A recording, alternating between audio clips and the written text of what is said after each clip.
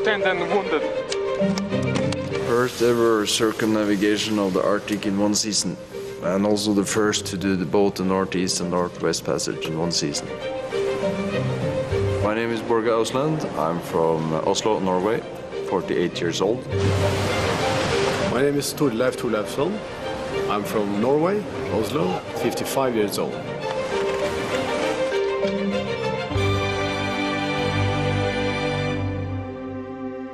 It started with Marco Polo because the attractiveness of China in the Far East. So it's actually been a dream for a long, long time to do this voyage. It's quite easy. But it didn't turn out to be that easy because of the heavy ice conditions that used to be there in these 500 years until now. In 2007, we saw that the ice was retreating so much that both of the passages was open at the same time and that it was possible to do this trip. And what we wanted to do was to be a visual example that the ice is retreating as an addition to what the scientists are showing with their reports and numbers.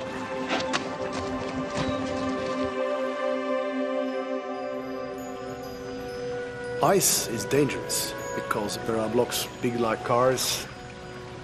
We had moments when we were sailing in fog, and just sailing through the ice is like sailing in a maze that is changing the whole time.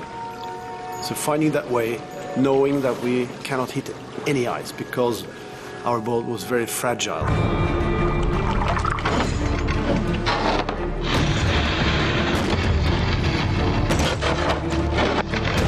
It's a bumpy ride, tough for the boat, tough for the crew. No, we can't make it.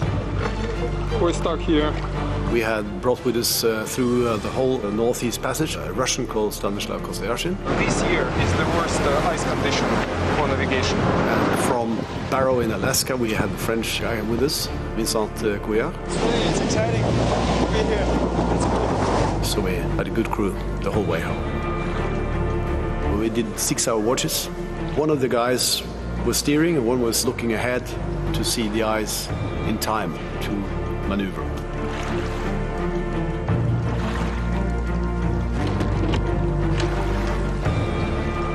Not only the ice in the passages, but also the stormy weather in the North Atlantic can be quite serious. We faced gales, 10 or 12 tough ones. We tried to get a clear picture of the prevailing winds. We had the Inmarsat satellite communication system and also the Iridium satellite system as backup. We could also download grid files showing us the weather, how it will develop the next 48, 72 hours. Along this coast, the most favorable winds will be here. And with this satellite technology, we could also send high-resolution images and also video, which we posted together with text and voice messages on YouTube, on Flickr, on Facebook, on our own webpage, of course. And then we had a special little tracker that we could push on so that people could follow the expedition on Google Maps. One of the people following us had a comment that watching your blog every day is like looking on the Indiana Jones movie. You see everything behind you falling apart. So this became a kind of huge family. Everybody was following us. We didn't feel alone. This is probably one of the most important expeditions we've done because we were able to share it with a larger audience. The topic of climate changes is very important, and to get this message out to the world that it's happening, the ice is retreating big time, and it's quite a dramatic story out there. Sailing day after day in an ocean with no seabirds, no whales, nothing, like being in a desert. That was kind of sadness, realizing that something is really dramatically changed and we don't know where this will end. Less ice in the Arctic will mean less animal life, less areas for the animals to live and to thrive. When the ice is changing in a short time span, the animals that live up there, they will not be able to adapt. We want to share with the audience, with other people, what we are doing and why we're doing it, and to have the tools of technology to help us to do that on the way is a quite important part of the expedition.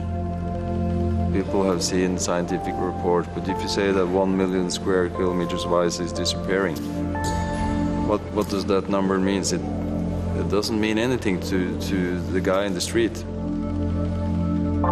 We just see the reception so far. People want to hear more, and I think there are enough facts.